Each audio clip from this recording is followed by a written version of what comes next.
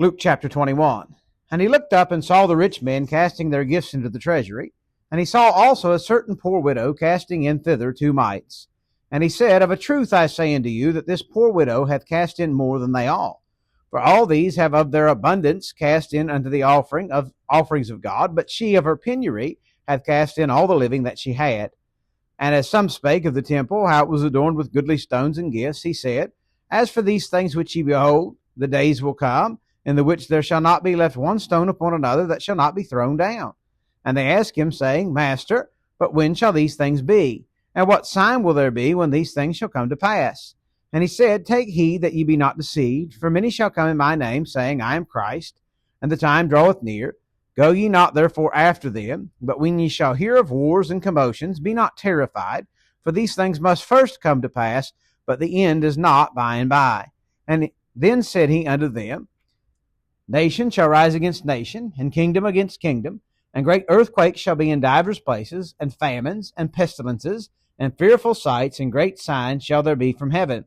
But before all these they shall lay their hands on you, and persecute you, delivering you up to the synagogues and into prisons, being brought before kings and rulers for my name's sake.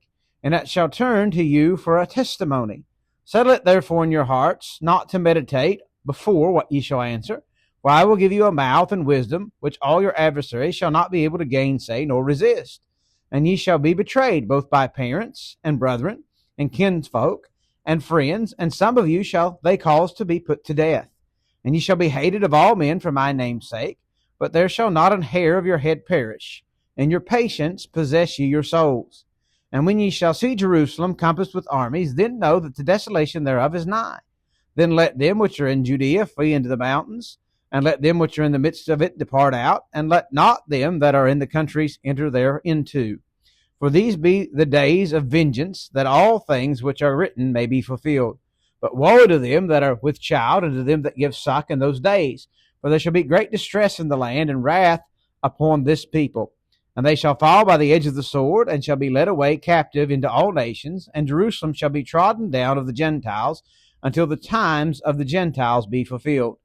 And there shall be signs in the sun, and in the moon, and in the stars, and upon the earth, distress of nations with perplexity, the sea and the waves roaring, men's hearts failing them for fear, and for looking after those things which are coming on the earth. For the powers of heaven shall be shaken. And then shall they see the Son of Man coming in a cloud with power and great glory. And when these things begin to come to pass, then look up, and lift up your heads, for your redemption draweth nigh. And he spake to them a parable. Behold, the fig tree, and all the trees. When they now shoot forth, ye see and know of your own selves that the summer is now nigh at hand. So likewise ye, when ye see these things come to pass, know ye that the kingdom of God is nigh at hand. Verily I say unto you, this generation shall not pass away till all be fulfilled. Heaven and earth shall pass away, but my words shall not pass away. And take heed to yourselves, lest at any time your hearts be overcharged with surfeiting and drunkenness and cares of this life, and so that day come upon you unawares. For as a snare shall it come on all them that dwell on the face of the whole earth.